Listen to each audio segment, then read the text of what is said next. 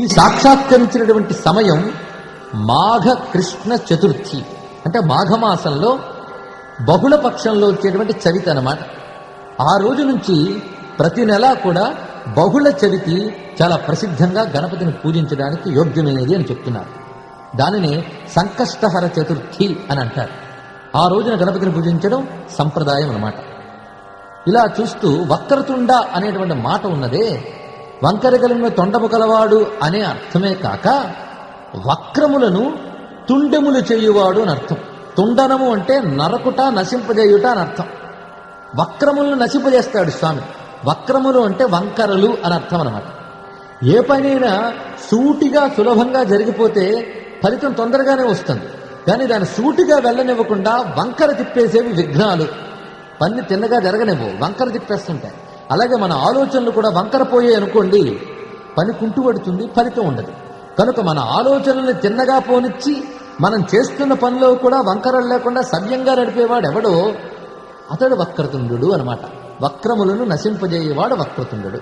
చూసారా, ఒక్క నామంలో రూపానికి సంబంధించిన అర్థం ఒకటి, తత్వానికి సంబంధించిన అర్థం ఒకటి ఉంది. భగవంతుడి నామాలన్నీ కూడా ఈ రెండు విధములైన అర్థాలని చెప్తూ ఉంటాయి. తాత్వికమైన అర్థం, లీలాపరమైన అర్థం రెండూ చెప్తాయి. అంటే తత్వమే లీలను చూపించింది, లీల ద్వారా తత్వం తెలుసుకోవాలి అని అర్థం అన్నమాట. ఈ విధంగా వక్రతుండ స్వరూపాన్ని చెప్పుకున్నాం. ఇది చెప్తున్నప్పుడు వినడానికి బాగానే ఉంది, కానీ అనేక సందేహాలు మనకు వస్తూ ఉంటాయి. అయ్యా, ఎప్పుడో బ్రహ్మదేవుడు సృష్టి ప్రారంభించేటప్పుడే గణపతి వచ్చాడని చెప్పారు కదా, మరి పార్వతీ పరమేశ్వరుడు కుమారుడుగా గణపతి చెప్పబడ్డాడు, ఏమిటి విశేషం అని అంటే దానిలో కూడా చాలా సంకేతం ఉంది. దేవతలందరూ ఒకే పరబ్రహ్మ యొక్క స్వరూపాలు. ఆ పరబ్రహ్మే శివుడు, ఆ పరబ్రహ్మే పార్వతీ స్వరూపం. ఒకే పరతత్వం ప్రపంచానికి దాంపత్య భావం చూపించడానికి, ప్రపంచ జననీ జనక భావం చూపించడానికి పార్వతీ పరమేశ్వరుడిగా ఆవిర్భవించారు. మళ్ళీ ఆ పరబ్రహ్మయే గణపతిగా వాళ్ళ కుమారుడిగా అవతరించాడు మళ్ళీ. అది విశేషం. ఇలా గణపతి అనేక మార్లు అవతరించాడు. ఒక్క స్కాంద పురాణంలో కాశీఖండంలోనే 56 గణపతులను చెప్పారు. కాశీక్షేత్రం 7 ఆవరణల క్షేత్రం అంట. ఈ 7 ఆవరణల్లో ఒక్కొక్క ఆవరణంలో 8 మంది చొప్పున 56 గణపతులు ఉన్నారు అక్కడే. ఇంకా 32 గణపతి మంత్రాలు తంత్రశాస్త్రంలో చెప్పబడ్డాయి.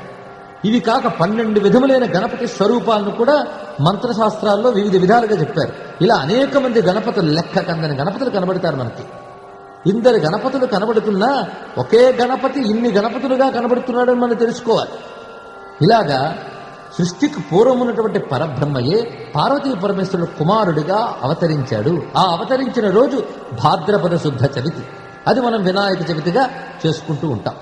ఇక్కడ గమనించవలసిన విషయం ఏమిటంటే ఇందులో ఒక తత్వం ఉంది, అది కూడా గ్రహించాలి మనం.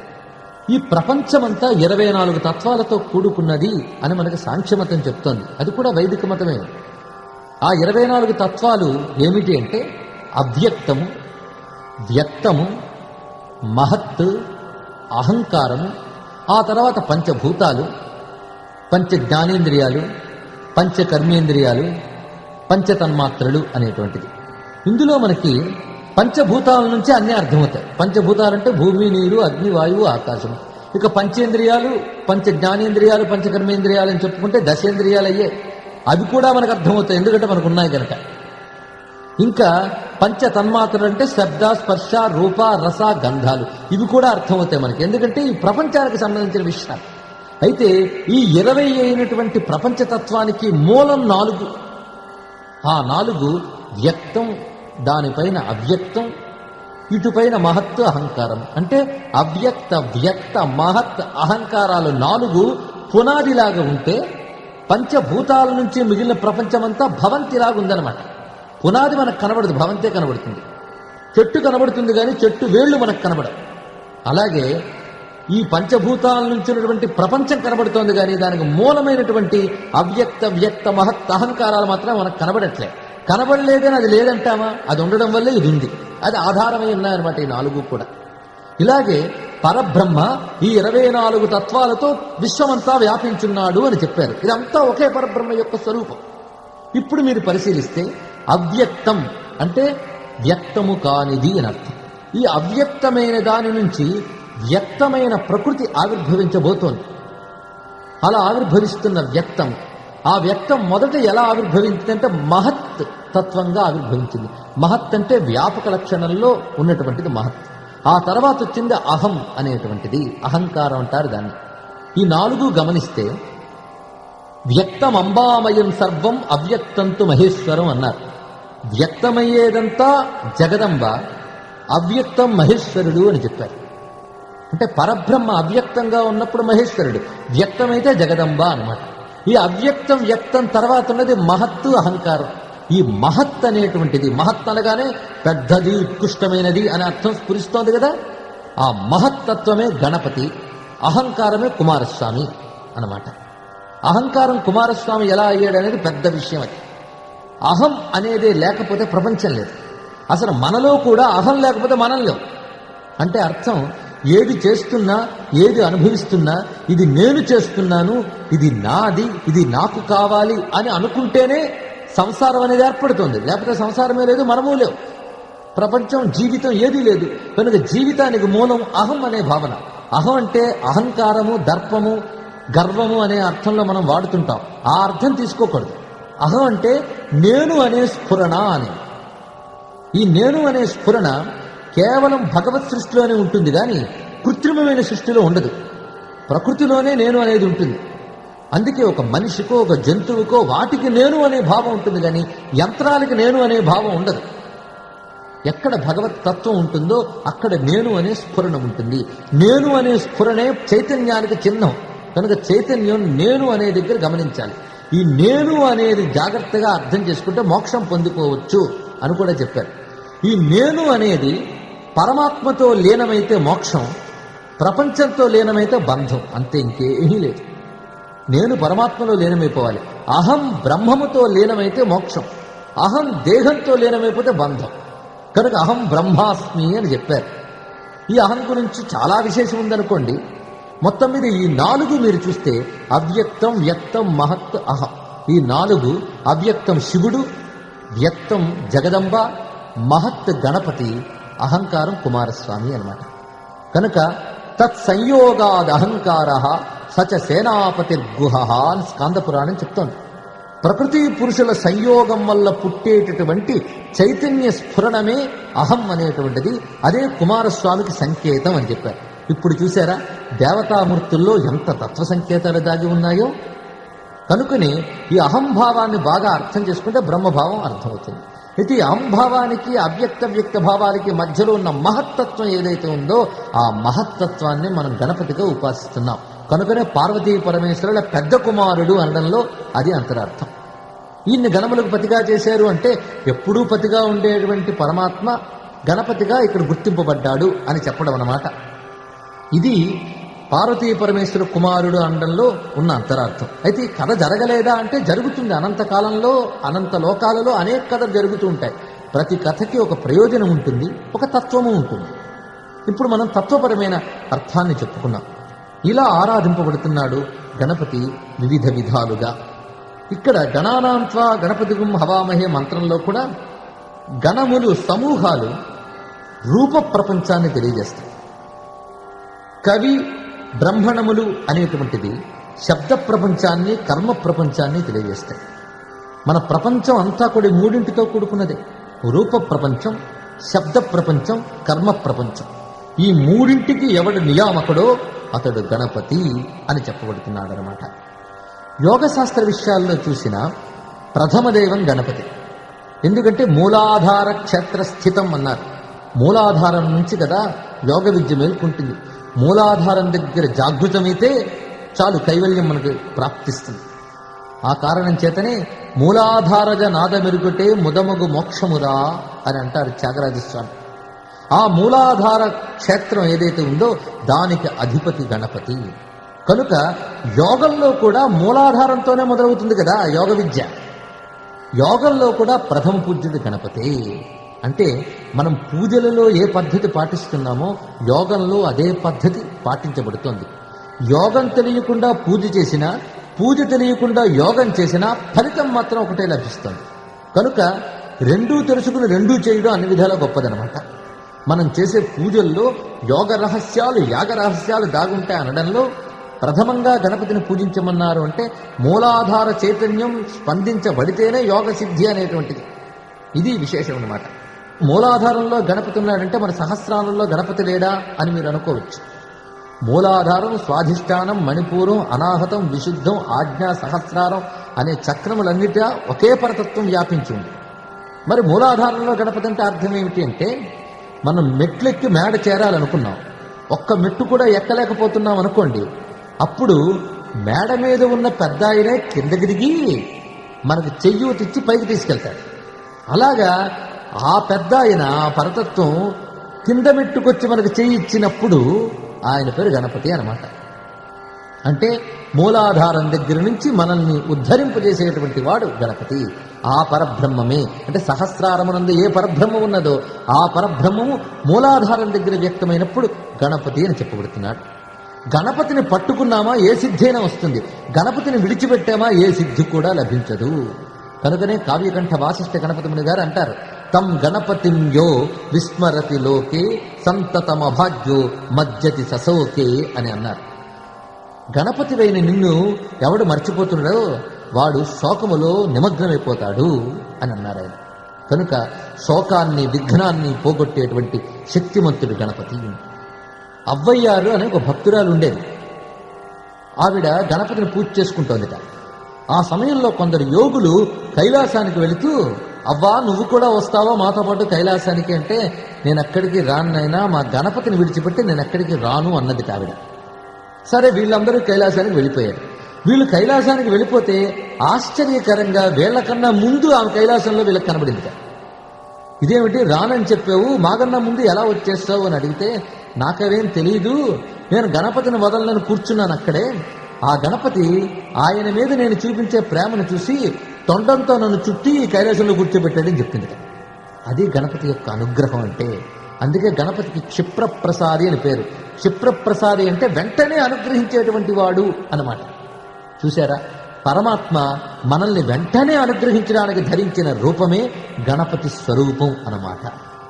ఈ గణేశ గణపతి అనే మాటే పెద్ద మంత్రం.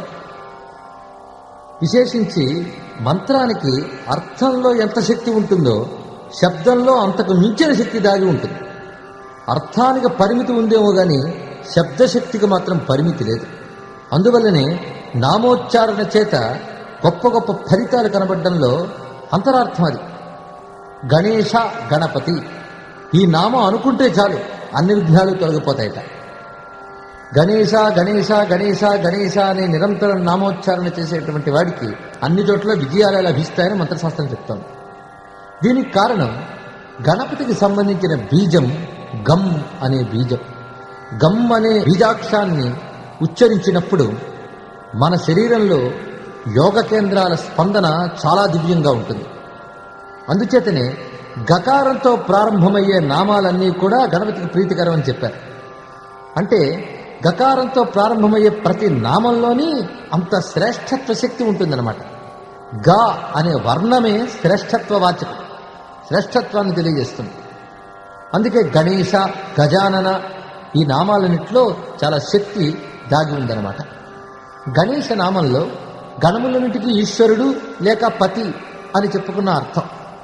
అంతేకాక ఇంకొక అర్థాన్ని చెప్పారు, జ్ఞానార్థవాచుకో గశ్చ నశ్చ నిర్వృతివాచక తేషాం పతిద్వా దేవేశ అని చెప్పారు. గా నా అనేటువంటి దాంట్లో జ్ఞానార్థవాచుకో గశ్చ జ్ఞానాన్ని తెలియజేస్తుంది గా అనే పదం, నా అనే పదం ఆనందాన్ని తెలియజేస్తుంది అన్నారు. కనుక గణ అంటే జ్ఞానానందములనిచ్చేటటువంటి వాడు. కనుక గణములకు ఈశ్వరుడు అంటే జ్ఞానానందములకు ఈశ్వరుడు. గణేశ్వరుని ఎవరు తలంచుకుంటున్నారో వాళ్ళకి జ్ఞానము ఆనందము రెండూ లభిస్తాయి అని చెప్తున్నారన్నమాట. ఇంకొక అర్థంలో గణములు అంటే గణింపబడే వాటి గణములు అని పేరు. ఏ ప్రకృత్యాదయో జడా జీవాశ్చ గణ్యంతే సంఖ్యాయంతే తేషామీశ స్వామి పాలకో గణేశ గణపతి అని అర్థం చెప్పారు శాస్త్రకారులు. ప్రపంచంలో ఉన్నవన్నీ కూడా లెక్కకు అందేవే.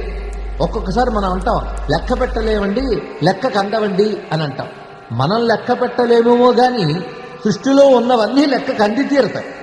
లెక్క కందని వాడు ఎవడైనా ఉన్నాడు అంటే వాడు ఒక పరమాత్మ ఒక్కడే.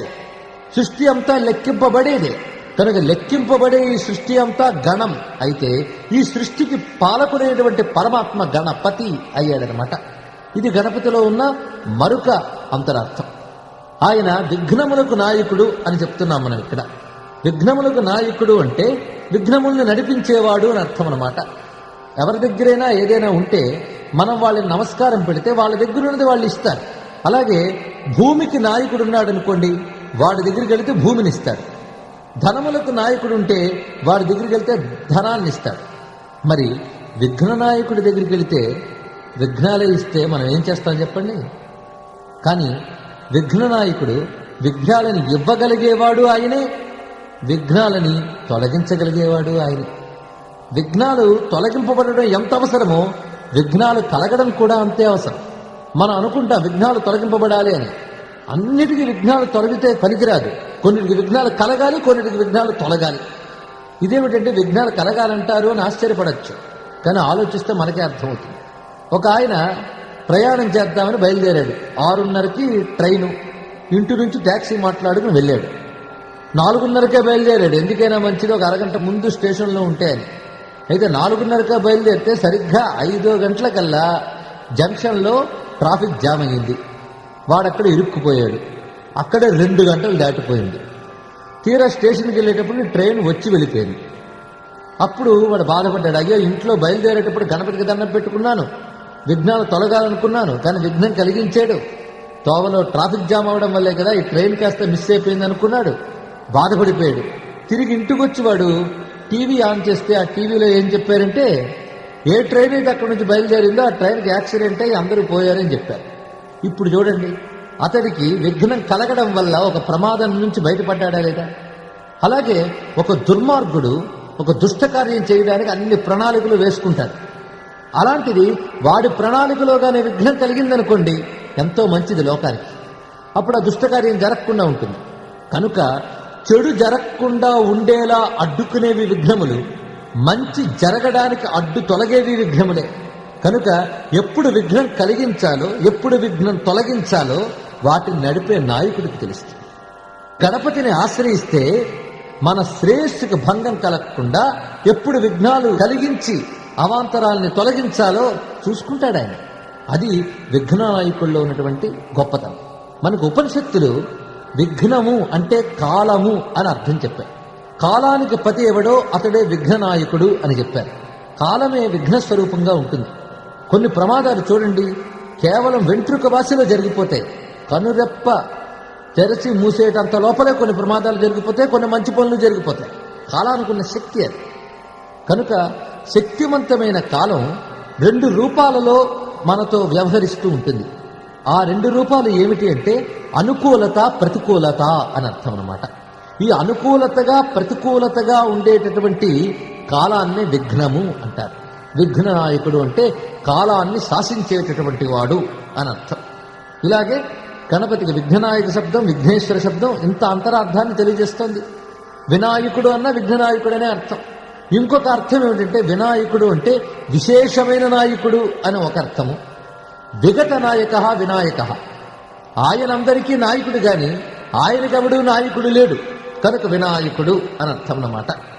కొన్ని చోట్ల మనకి వినాయకుడికి సిద్ధి బుద్ధి అనే 2 భార్యలు ఉన్నట్లు, అలాగే క్షేముడు లాభుడు అని 2 కుమారులు ఉన్నట్లు పురాణాలు చెప్తున్నాయి. పురాణ కథల్ని ఆ పేర్లతోనే మనం గమనించాలి. ఇవేవో తత్వాన్ని తెలియజేస్తున్నాయని స్పష్టంగా కనబడుతూ ఉంటుంది.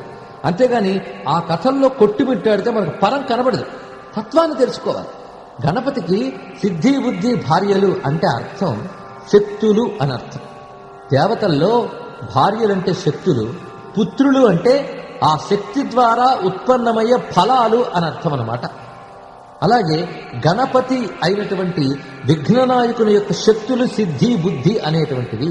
అంటే గణపతిని ఆశ్రయిస్తే ఆయన యొక్క శక్తులైన సిద్ధి బుద్ధి అనుగ్రహిస్తాయి. సిద్ధి బుద్ధి అంటే అర్థం ఏమిటి? ఒక పనికి 2 చాలా అవసరం. పని ఎలా చేయాలో ఆ చేసేటటువంటి శక్తి బుద్ధి యొక్క పని. ఆ పని వల్ల లభించే సత్ఫలం సిద్ధి.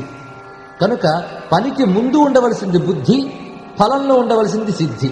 ఈ బుద్ధి సిద్ధి కూడా ఆ గణపతి ప్రసాదించేటువంటివే, ఆయన యొక్క శక్తులు అని తెలియాలి. ఈ రెండింటి వల్ల మనకు లభించేది ఏమిటంటే క్షేమము లాభము అన్నమాట. కనుకనే సిద్ధి బుద్ధి భార్యలు, క్షేమము లాభము పుత్రులు అని చెప్పడంలో అంతరార్థం ఇది. ఇటువంటి అంతరార్థాలే పురాణ కథల్లో దాగి ఉంటాయి. ఇలాగ సిద్ధి బుద్ధి పతిగా చెప్పబడుతున్నాడు గణపతి. ఈ గణపతి గురించి గణానాంత్వా అని మంత్రం చెప్పినటువంటి గణపతి సూక్తంలోనే మహాన్ హస్తి దక్షిణేన అని ఒక మంత్రం కనబడుతుంది. అందులో గణపతి యొక్క స్వరూపం కూడా చెప్పాడు. హస్తి అంటే తొండముకల ఏనుగే, దాని ప్రస్తావన కూడా మంత్రంలో కనబడుతుంది. కనుక గణపతి వైదిక దైవం. యజుర్వేదంలోని అధర్వణ వేదంలోని కూడా గణపతి మంత్ర రహస్యాలు, గణపతి స్వరూపం చెప్పబడింది. తత్పురుషాయ విద్మహే వక్రతుండాయ ధీమహి తన్నో దంతి ప్రచోదయాత్ అని గణపతి గాయత్రి. అలాగే తత్కరటాయ విద్మహే వక్రతుండాయ ధీమహి తన్నో దంతి ప్రచోదయాత్, ఏకదంతాయ విద్మహే వక్రతుండాయ ధీమహి తన్నో దంతి ప్రచోదయాత్ అని వేదంలో పలు చోట్ల గణపతి గాయత్రి మంత్రం కనబడుతూ ఉంటుంది మనకి. ఇలాగా గణపతి క్షిప్రప్రసాదిగా అంటే వెంటనే అనుగ్రహించే దైవంగా మనకి సాక్షాత్కరిస్తున్నాడు వేద పురాణాదులన్నింటిలో కూడా. ఇక తంత్రశాస్త్రాల్లో వేదములో ప్రస్తావించబడినటువంటి ఆ పరతత్వమైన గణపతిని బహురూపాలలో ఆరాధించారు. ఎన్ని రూపాల్లో ఆరాధించుతున్నప్పటికీ ఆ రూపాలన్నిటికీ తత్వం ఒకటే అనే స్ఫురణ గుర్తుపెట్టుకోవాలి. అలాగే పంచముఖ గణపతి, వక్రతుండ గణపతి, వల్లభ గణపతి, లక్ష్మీ గణపతి అని అనేక రూపాలున్నాయి. ఇంతేకాక మహాగణపతి, ఏకాక్షర గణపతి, శ్రీవిద్యా గణపతి, లక్ష్మీ గణపతి, రత్నగర్భ గణపతి, శక్తి గణపతి, హేరంబ గణపతి, వక్రతుండ గణపతి, క్షిప్రప్రసాద గణపతి, హరిద్రా గణపతి, సుబ్రహ్మణ్య గణపతి, బిరి గణపతి అనే గణపతి మూర్తులు అనేకం మనకి మంత్రశాస్త్రాల్లో గోచరిస్తూ ఉంటాయి.